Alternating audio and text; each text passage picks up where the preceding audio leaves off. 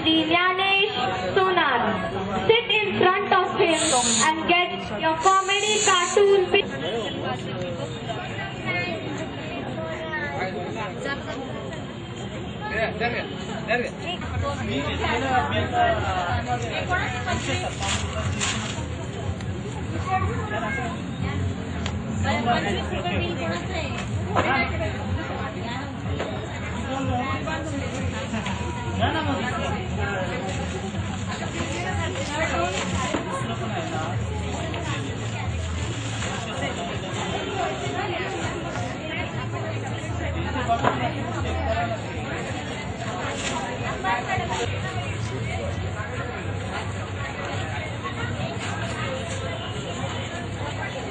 श्री जगन्नाथजी कुंटे नर्मदे हर हर कालिंदी धुनी आणि निरंतर अशा अनेक पुस्तकांचं आपण लेखन केलेलं आहे। जगन्नाथजी कुंटे यांचा परिचय त्यांच्या या वेशभूषेवरून आपल्याला झालाच असेल। तत्पूर्वी केवळ यांच्या रूपातला स्वामी बघण्यापेक्षा स्वामींच्या पलीकडे आणखीन यांच्या या शरीरामध्ये किंवा यांच्या या व्यक्तिमत्वामध्ये अजून काय आहे याचा शोध आपण घेऊया। शतकानुशतकापासून असंख्य माणसं नर्मदा परिक्रमा करीत आलेली आहेत। जगन्नाथ केशव कुंटे हा असाच एक परिक्रमावासी, पण तो केवळ धार्मिक आध्यात्मिक ओढीनं निघालेला हाबडा भाविक नाही, तर पूर्वकल्पनांची पुटं मनावर न ठेवता मोकळ्या मनानं अनुभूतीला सामोरा जाणारा एक शोधयात्री आहे। गेली अनेक वर्षे ते या परिक्रमेमागून परिक्रमा करत आहेत। देश विदेशात पत्रकार म्हणून आलेल्या अनुभवांचं संचित, सामाजिक भान आणि आध्यात्मिक जाण ही त्यांची शिदोरी। म्हणूनच त्यांचं अनुभवणं एक सुरी नाही, बहुमिती लाभलेलं आहे। त्यामुळे मेधा पाटकरांच्या कामाबद्दल ते तळमळीनं लिहितात। साधुत्वाच्या नावाखाली चाललेल्या बुवाबाजीवर कोरडे ओढतात आणि त्याच वेळी चमत्कार वाटावा असे अनुभवही सहजतेने सांगतात। एका झपाटलेल्या प्रवासाचं हे कथन आणि म्हणूनच नर्मदा परिक्रमेवरील लेखन विलक्षण रंगत वेगळेपण घेऊन आलेलं आहे। वाचक हो, खरं तर इथे येणाऱ्या प्रत्येक वक्त्याचा परिचय करून त्याचं काम गेल्या 2-3 दिवसापासून मी आणि दिलीप आहिरे सर करत असतो। खूप भारावून गेलेली अशी मंडळी इथे येतात।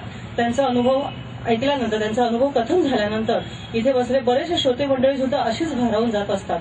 मंडळी, नर्मदे हर हर हे जे पुस्तक आहे, या पुस्तकाचं आणखीन एक वैशिष्ट्य म्हणजे या पुस्तकाची भाषाशैली ही अलंकारिक स्वरूपाची आहे। म्हणजे एक छोटंसं उदाहरण द्यायचं झालं तर या पुस्तकाच्या ओळीमध्ये अगदी सहज पटकन डोळ्यात भरणारं एक उदाहरण मला सापडलं। ते म्हणजे चंद्रलोकीच्या या चांदण्या नर्मदेच्या चांदीच्या प्रवाहात चमचमताना दिसतात। अशा एखाद्या वाक्यातून अलंकारिकता तर स्पष्ट होतेच, परंतु त्या माणसाचं स्वतःमधलं असणारं सौंदर्य हे जास्त प्रगट होतं। त्याचबरोबर या सगळ्या प्रतिमांमध्ये स्त्री प्रतिमा त्या शोधतात। खरं तर सावित्रीबाई फुले दिनानिमित्त आपण सर्व क्षेत्रात वैशिष्ट्यपूर्ण अशा महिलांना माझ्या कुटुंबाने, माझ्या पत्नीने, माझ्या आईने काय काय सोसलं आहे याच्या सगळ्याचा परिपाठ हा त्यांच्या सतत पुस्तकामध्ये आणि सगळ्याच पुस्तकांमध्ये आलेला आहे। आणि मंडळी, खरं तर हेच या पुस्तकाचं वैशिष्ट्य आहे। नर्मदाबाईला माई म्हणतानाच आपल्या पत्नीमध्ये सुद्धा ते आईचं रूप पाहतात। आपल्या आईला तर ते आई म्हणतातच। आणि मला असं वाटतं जानकीताई या सगळ्यात मोठ्या भाग्यवान अशा सौभाग्यवती असाव्यात की केवळ त्यांच्या पतीने त्यांना नर्मदा माईच्या रूपात इथे सांगितलेलं आहे, मांडलेलं आहे। आणि अशा या भव्य अशा या अवलियाचं हे जे पुस्तक आहे, ही पुस्तकाची मित्र हो 15वी आवृत्ती आहे। डिसेंबर 2005 सालापासून तर ते आज 2011 सालापर्यंत या नर्मदा हर हर या पुस्तकाची 15 आवृत्त्या निघालेल्या आहेत। आपण म्हणतो आपण अध्यात्माकडे वळत नाही, पण मला असं वाटतं अध्यात्म त्याला असलेली संसाराची घरची जोड, घरच्या माणसांचं कौतुक आणि मंडळी त्याचबरोबर अतिशय सुंदर अशी भाषाशैली या पुस्तकाला लाभली असेल असं पुस्तक अजूनही 15 काय 25, 30 आणि त्या 15 कितीतरी शून्य लागावीत इतपत आवृत्त्या इथे निघतील असं इथे मी ईश्वरचरणी प्रार्थना करते। आणि तुमच्या आणि वक्त्याच्या मध्ये जास्त वेळ न घेता आपल्या या नानांना, ज्योतिराव खैरनारांना, श्री ज्योतिषे बुक सेलर श्री खैरनार, ज्योतिराव खैरनार यांना मी त्यांचं स्वागत करण्याची विनंती करते।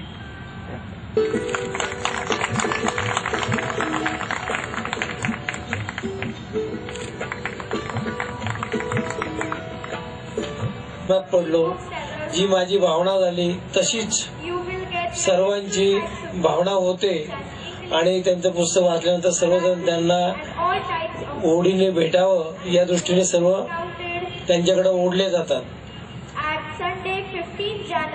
बोले तैसे चालावे त्याची वंदावी पाऊले अशी आपली तुकाराम महाराजांची म्हण आहे, वाक्य आहे.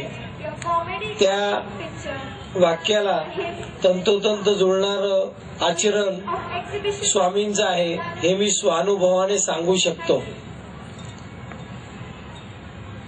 माणूस जसा आहे तसा ईश्वराप्रती असलेली भावना ते सातत्याने कोणतीही अडचण म्हणजे कोणती बुवाबाजी कोणतेही ढोंग न करता, असं म्हटलं जातं की एकांतात रात्रीच्या प्रवासात कोणी नसताना आपण जर फिरलो तेव्हा माणूस काय बोलतो, स्वामी काय बोलतात त्याच्यावर त्यांचं आचरण ठरतं. पण मला अभिमानाने सांगावं असं वाटतं की आपण आपल्या चुली घरापर्यंत नेऊ शकू इतका हा स्वामी प्रामाणिक, चांगला आणि ईश्वरी अवतार आहे. त्यांचं भाषण व्याख्यान ऐकण्याचं भाग्य आपल्याला लाभलेलं आहे. सलग 3 दिवस ते आपल्याला त्याचा अनुभव देणार आहेत. काही भक्त मंडळींना त्यांना जर भेटायचं असेल तर उद्या, परवा आणि 13 सकाळी 10 ते 1 ईशान सर्कलच्या राईटला, गंगापूर रोडवरून आपण जाताना ईशान सर्कलला, जेहान सर्कल लागलं त्याच्या राईटला खाली गेलं तर देना बँक आहे. देना बँकेच्या शेजारी विवेक चौधरींचं घर आहे. तिथे ते रोज सकाळी 10 ते 1 भेटतील. तदनंतर त्यांची सोय दुसरीकडे केलेली आहे, ती नंतर 3 दिवसांनी कळवली जाईल. त्यांची सर्व पुस्तकं आपल्या स्टॉलला विक्रीसाठी ठेवलेली आहे, कॅश काउंटरला ठेवलेली आहेत. आम्ही गेली 10 वर्षे लेखक तुमच्या भेटीला उपक्रम करतो. मला तुम्हाला सांगायला अगदी आनंदाने अभिमान होतो. आम्ही ज्या वेळेस ज्या लेखकांचं लेक्चर ठेवलेलं आहे तेव्हा त्या माणसाची किती पुस्तकं विकली जावी, 5 प्रती, 10 प्रती, 25 प्रती, रेकॉर्ड 100 झालेले आहेत. परंतु स्वामींची पुस्तकं माझ्या पहिल्या 3 दिवसाच्या भाषणामध्ये 1400 प्रती विकल्या गेलेल्या आहे. हे रेकॉर्ड आजपर्यंत कोणीही तोडलेलं नाही. अगदी जयंत नारळीकर आले होते, मोठमोठे माणसं आले तरी ते रेकॉर्ड तुटलेलं नाही. अगदी तुम्ही आजच घ्या. आज ही जी काही गर्दी आहे, गेली 5 दिवस आपले रोज काही ना काही कोणत्या ना कोणत्या विषयावर व्याख्यानमाला असते. आजूबाजूला माणसं असतात, ऐकतात. हे 100% जरी सत्य असलं तरी समोरची उपस्थिती ही आज त्या मनाने 10 पट आहे इतर दिवसांपेक्षा. एवढंच मी आनंदाने अभिमानाने सांगू इच्छितो. मी आपला वेळ घेत नाही. स्वामींना मी विनंती करतो की त्यांनी सर्व भक्तांशी सुसंवाद साधावा. धन्यवाद.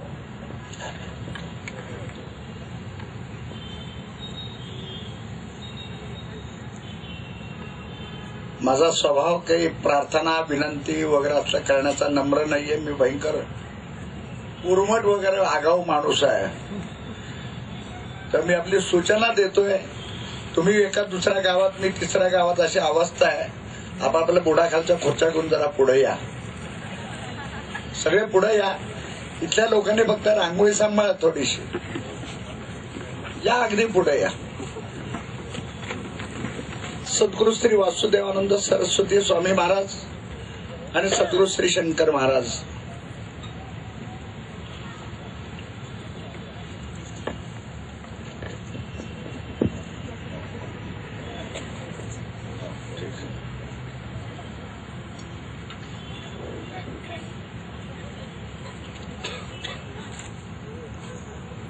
नर्मदा परिक्रमा हा असा विषय झाला की याच्यावर अनेक लोकांच्या शंका, प्रश्न असतात.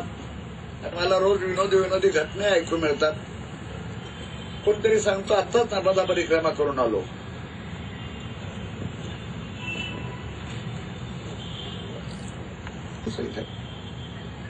त्या जागाला व्याख्यान वगैरे झालं, लोक पुस्तक घेतात, तो सह्या देत बसलो होतो. नाही, मागाच एक ग्रस्त होता. त्या ग्रस्ताला मी म्हणलं थापा मारू नका, तो भयंकर संतापला. मी पुस्तक सह्या करत बसलो. 5 मिनिटात तो पुन्हा म्हणला, महाराज मी तुम्हाला सांगतो मी परिक्रमा करून आलो, तर थापा मारू नका. तो संतापच चालला होता. शेवटी एक अर्धा पाऊण तासाने सह्या संपल्या, मी उभा राहिलो तर कोण भोसडीचा म्हणला की परिक्रमा करून आलो. तेव्हा तो आणखी संतापला, छातीवर स्वतःच्या हात म्हणाला मी परिक्रमा करून आलो. म्हणलं हरामखोरा, हा मी जाण्यासाठीच परिक्रमा आहे. म्हणलं तुम्ही कुठेतरी 4 ठिकाणी जरा डेंगा टाकून आलेला. एक तर हल्ली लोक बसनी परिक्रमा करतात. नर्मदेवर पुस्तक आल्यानंतर महाराष्ट्रात बसचा धंदा चालू झालाय परिक्रमेचा. या सगळ्या बसवाल्यांना म्हणलं की चोरांनो जरा मला थोडी रॉयल्टी तरी द्या. दुसरं फॅट निघालं की नर्मदेला चक्कर टाकून यायची. परिक्रमा कोणी केलेली नाहीये, मी थापा ऐकून घेत नाही. ते पुस्तक आल्यापासून महाराष्ट्रात फॅड आलंय परिक्रमा करायचं. मग कोणतरी येत असं. आता 15 दिवसापूर्वी माणूस आला होता, असंच म्हणाला मी आता परिक्रमा करून आलो. मी मग कुचका माणूस आहे, पुण्यातला आहे, त्यामुळे पाण्याचा दुर्गुण असेल. मी त्यांना म्हणलं तुम्ही नाही परिक्रमा केली. अहो नाही केली म्हणजे काय, मी सांगतो ना तुम्हाला. म्हणजे काय, मग धावडी कुंडालवर गेला तर वा, धावडी कुंडाला गेलो तर फोटो दाखवतो. म्हणलं धावडी कुंड पाण्यात 2-3 वर्ष झाली, तुम्ही धावडी कुंडाला जाणार कसं? हा ते तेवढेच राहिले. अशी मग 5-6 ठिकाणी विचारली, ते तेवढेच राहिलं म्हणले. मग म्हणलं तुम्ही कुठे हिंडला? ती माणसं भटकून येतात, अहंकार मध्ये फार येतो. मग फोटो बिटो दाखवतात. म्हणलं फोटो निघत नाहीत. परिक्रमेतला माणूस कोणी फोटोच काढू शकत नाही. 2 बाजूला लुटायची व्यवस्था केलेली आहे आणि व्यवस्था माहीत नसते. न जाणारे लोक थापा मारतात की तिथं लुटणारे लोक आहेत, अमुक आहेत म्हणून अलीकडच्या गावातल्या लोकांनी सांगितलं की तिकडून जा. एखाद्या विद्वान माणसाने पुस्तक लिहिलं, त्यात दिलं की पोलीस म्हणाले की इकडून जाऊ नका, तिकडून जाऊ वगैरे. मला भेटायला आला तर मी म्हणलं त्या तुम्ही जो एरिया सांगताय शूलपाणीच्या अलीकडच्या गावातला 2-3 हजार स्क्वेअर फुटात आणि 100 किलोमीटर मध्ये कुठे पोलीस नावाची वस्तू नाहीये. एका पोलीस कमिशनर तुम्हाला अटक करून आत टाकेल पैसे न खाणार असला तर. पण पोलीस बिलीस तिथं कोणी माणसं नाहीये तर पोलीस कुठला आलाय? पण गेलोच नाही तिकडे. त्यामुळे नाशिक कुठल्या बाजूला? तर म्हणलं या बाजूला आहे. कारण नाशिक माहित नाही, गेलाच नाही ना. अशी त्या नर्मदेचे सगळे हाल चाललेत. न जाता परिक्रमा कुणाला सांगतात, फोटो बिटो दाखवतात. परिक्रमा असे कधी फोटो काढू शकत नाही. जे काय अंगावर बोचका असतं ते कधी एकदा फेकून देतो, नागडा हिंडतो, अशी घाई झालेली असते. तिचे काही पिशवी एखादी असतात, काहीतरी एखादी फाटकी उद्या घालायची लुंगी असते, एखादा पंचा असतो. ते सुद्धा त्या खांद्याला सहन होत नाही. घासून घासून तिथं जखमा होतात, त्याच्यावर घाण असते, त्याच्यावर धूळ पडत असते, घट्टे उठतात, जखमांच्या उरण उठतात. कॅमेरा कुठला घेताय? माझा टिंगल करायचा मूड आहे. एकाने तर मला फोटो बिटो दाखवले, त्याच्यात ते पायात बूट होते आणि पुस्तक सुरुवातच होते. मुलगी इंग्लंडमध्ये असते, आपल्या अमेरिकेत. तिने $1,000 पाठवून दिले होते. तेव्हा $5,000 बूट घेतले. एक काय आली ती बॅग असते कसली ती घेतली, अमुक घेतलं, सॅक घेतली वगैरे. आणि सोसायटीतून निघताना सोसायटीला लोकांच्यावर फोटो आणि आल्यानंतरचाही फोटो. तेव्हा ते बूटवर पायात सगळे होते, हवेर सॅक होते. आणि मला अध्यक्ष म्हणून बोलवतो. म्हणलं आजा मेला बिचार माझ्या शिव्या खाऊन. म्हणलं बूट कसे काय? नाही, मुलीने ते म्हणजे पैसे पाठवले $1,000, त्यातले $5,000चे बूट घेतले. म्हणला हे हॅवर सारखे सामान, हे अमुक, हा कॅमेरा, हा मोबाईल. काय मी म्हणलं मोबाईल यायला आमच्याकडे एक पैसा नव्हता परिक्रमेत. पिशवी कुठली हो? म्हणलं तिकडे लुटायचे तिकडे नाही म्हणलं, तिकडे गेलो नाही म्हणला. अनेक लोकांनी सांगितलं तिकडे जाऊ नका, तिकडे लुटतात, चोर आहेत. सगळं हैराण झालं ऐकून. मग मी झोड उठवली. अर्थात परिक्रमेत पायात काही घालायचं नसते, चांबड्याचं तर बिलकुल नाही. हॅवर साकर कोणी ठेवणारच नाही. चालू केलं धर्मशास्त्राप्रमाणे. 2 बाजूला लुटायची व्यवस्था केलेली आहे. एक भिल्लांची जमात आहे. त्यांना धर्मशास्त्राने आज्ञा दिली की इथून पुढे जर का गेला तर त्याला लुटा, त्याचा तो काही शिल्लक ठेवू नका. याचा अर्थ ते भिल्ल लोक तुम्हाला चिव्या गाळी मारामारी काही करत नाहीत, बोलतही नाहीत. त्याला काय भोसडीचा धर्म आहे मला माहित नाही.